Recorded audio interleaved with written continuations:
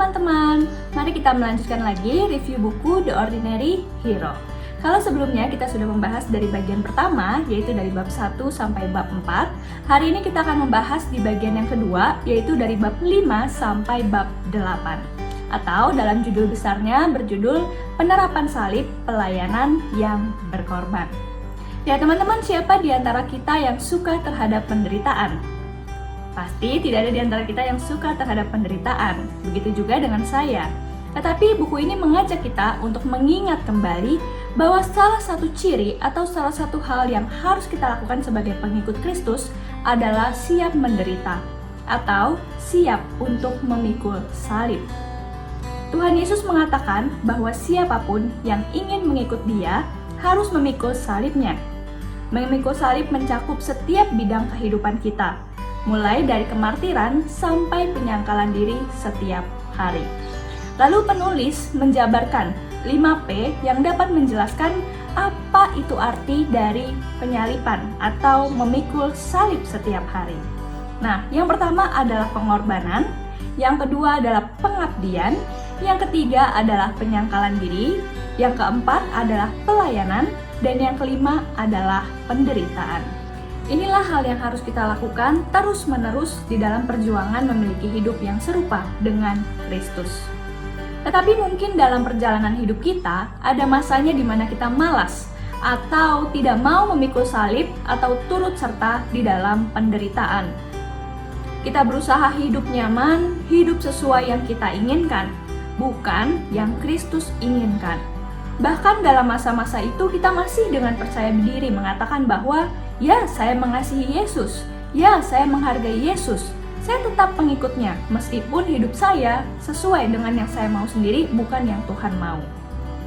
Tetapi John Piper berkata, saya bacakan buat teman-teman sekalian, Anda dapat menunjukkan bagaimana Anda menghargai Kristus dilihat dari kesediaan Anda untuk mengambil resiko atau tidak di dalam mengikutnya.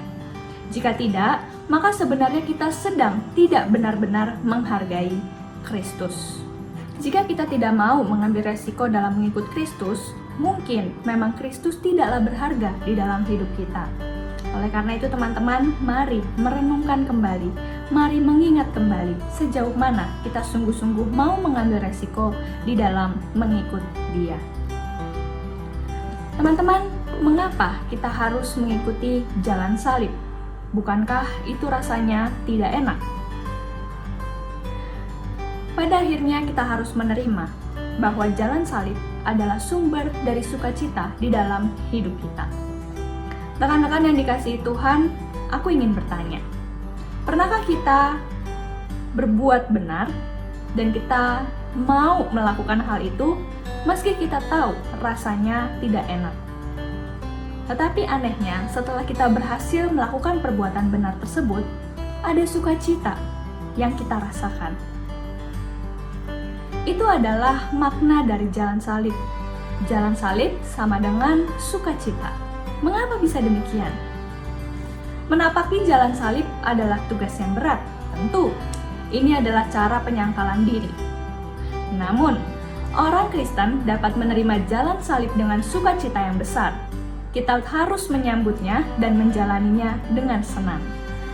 Apakah karena kita seorang masokis atau menyukai penderitaan? Sehingga kita menderita tapi di saat yang bersamaan, oh saya senang gitu ya, saya senang mendapatkan penderitaan. Tidaklah demikian. Kita bersukacita karena saat kita menyangkal diri, kita mendapatkan diri kita. Saat kita kehilangan nyawa, kita memperoleh kehidupan. Dan saat kita mengambil bagian dalam penderitaan Kristus, kita akan mendapat bagian di dalam kemuliaan kekal.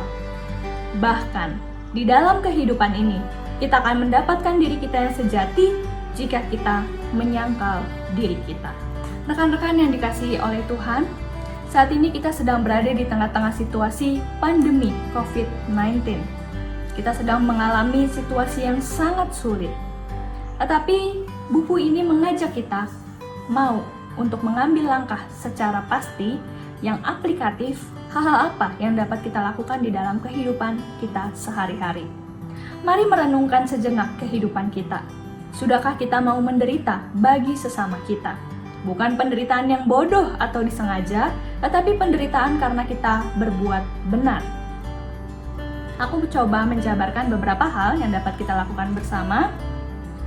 Sebagai orang yang saat ini mungkin masih menerima gaji atau masih mendapatkan penghasilan atau masih memiliki sumber pendapatan, maukah kita berbagi kepada orang-orang di sekitar kita yang mungkin membutuhkan? Yang mungkin mereka secara ekonomi sangat terdampak oleh karena pandemi ini. Maukah kita berbagi kepada mereka? Mungkin itu adalah orang-orang yang kita kenal di sekitar kita, atau mungkin kepada orang yang saat ini sedang bekerja sebagai ojek online, atau mungkin menjadi petugas kebersihan, dan sebagainya. Orang-orang yang kita temukan di dalam kehidupan kita sehari-hari. Maukah kita berbagi dengan mereka? Atau bagi kita yang masih diberi kesehatan, atau mungkin ada di antara kita yang saat ini menjadi penyintas COVID, maukah kita mempedulikan mereka yang saat ini masih berjuang atau mungkin terpapar oleh virus COVID?